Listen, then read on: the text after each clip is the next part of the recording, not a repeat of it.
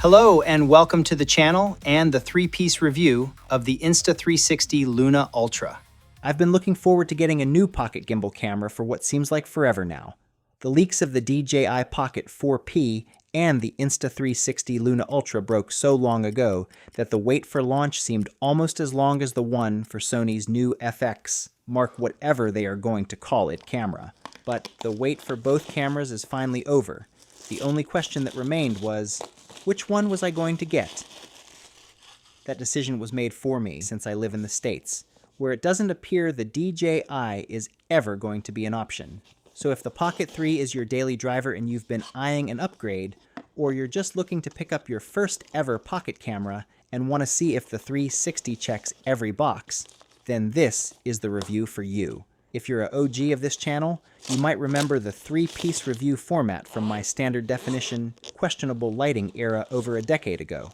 It's a dark corner of the internet, but enough of you asked for a revival that I'm digging it out of retirement. The blueprint is simple: week 1, month 1, and the 6-month long-term look. Since I don't have early access to products, this format rules. Part 1 lets me drop a fast, chaotic first impressions video for those of you with your finger hovering over the buy button. Part 2 gives me a month to actually break the thing in and find the bugs. And Part 3, that's where we find out if it's a permanent part of my workflow, or just a paperweight collecting dust on a shelf. The overall unboxing experience is a fairly premium one. I definitely appreciate the included carrying case. It feels well made, and even has little Velcro dividers that can be adjusted to accommodate the size of different accessories. I like it a lot better than the Pocket 3's included bag, which just felt a little cramped to me. I did end up buying this hard case for the Pocket 3, which feels much more protective and much less cramped, with some extra space for memory cards and cables. I may end up doing the same thing for the Luna, as I feel much more confident lugging equipment around in hard shell cases. Powering on for the first time brings you to an activation screen, but more than likely, there will be a firmware update waiting for you before you can do that. Being an early adopter, I'm used to day one firmware updates, but I do cringe a little each time I need to open the Insta360 app, since it's usually riddled with intrusive pop-ups and ads, which is mind-blowing to me considering the cost of the hardware. The Mic Pro is also included in the Creator Bundle, which is a nice addition. This is actually my first time getting hands-on with it, and it was made pretty apparent by me having some difficulty getting it to pair. It wasn't immediately obvious to me that pairing required 3 presses of the button instead of holding it in like a lot of other pairing modes in other products. Once I figured that out, the setting up and updating part was pretty straightforward. I definitely dig the look of the Mic Pro over the DJI Mic 3, and as a neat little touch, the front of the Mic Pro is actually an e-ink display that can be customized in the app to show anything you want. The real test will be how it actually sounds, and I'll get to that test a little later in the video.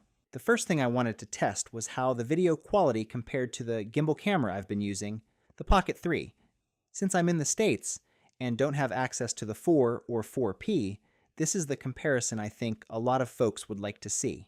This footage is straight out of camera with no color correction, using only the 10-bit HLG setting on the DJI and the Dolby Vision setting on the 360, both shooting at 4K 60 frames per second. Indoors at my desk, the two look very similar. They both do a great job of capturing the colors of my studio setup.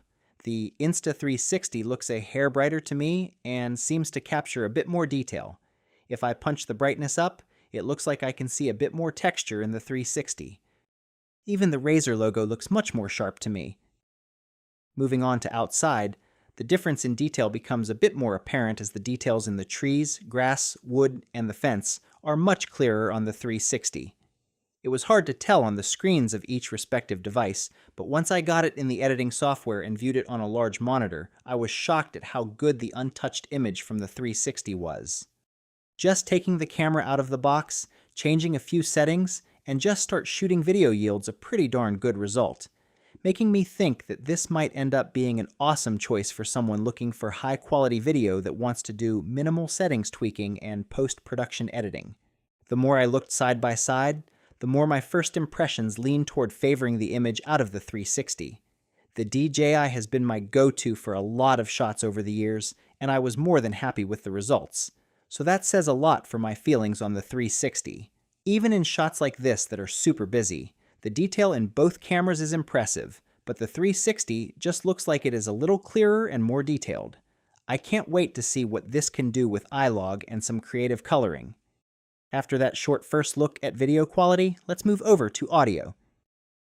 This is the sound coming directly from the Insta360. The quick brown fox jumped over the lazy dog. This is the DJI Pocket 3 internal microphone. The quick brown fox jumped over the lazy dog. This is the sound coming directly from the Insta360 Mic Pro. The quick brown fox jumped over the lazy dog. This is the audio from the DJI mic. The quick brown fox jumped over the lazy dog. This is the sound in a more controlled environment. This is the Insta360 in camera. The quick brown fox jumped over the lazy dog. This is the sound in a more controlled environment. This is the DJI in camera. The quick brown fox jumped over the lazy dog. This is the sound in a more controlled environment with the Insta360 Mic Pro. The quick brown fox jumped over the lazy dog. This is the sound in a more controlled environment with the DJI wireless mic. The quick brown fox jumped over the lazy dog.